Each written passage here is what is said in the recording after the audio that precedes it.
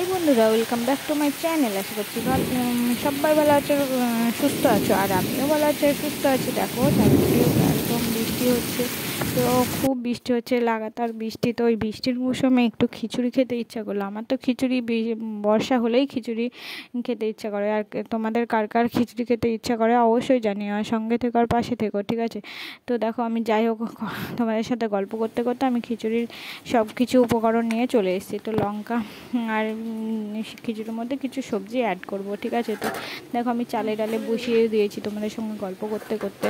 তো আলুটাও দিয়ে দিয়েছি, ঠিক আছে? ওগুলো একটু সিদ্ধ হচ্ছে।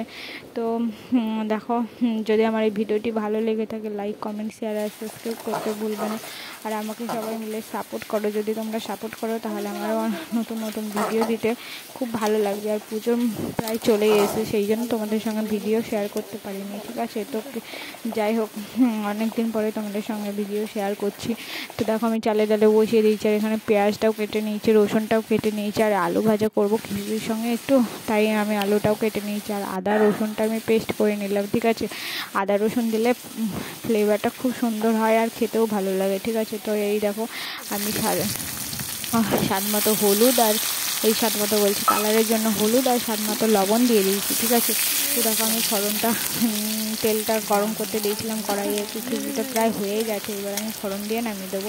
তো ফোড়নের জন্য আমি দেখো রসুনটা ভেজে নিলাম, রসুন আর পেঁয়াজটা ভেজে নিচ্ছি, ঠিক আছে? আর পাঁচ ফোড়ন দিয়ে দিয়েছি। তো দেখো আমি খিচুড়ির সঙ্গে এটা অ্যাড করে দিলাম, ঠিক আছে? তো অ্যাড করে আমি এটা একটু নেড়ে চেড়েই নামিয়ে ফেলবো, ঠিক আছে? তো খিচুড়িটা প্রায় হয়ে গেছে। আর খিচুড়ির সঙ্গে একটু ডিম ভাজা না হলে হয়, তো ডিম ভাজা।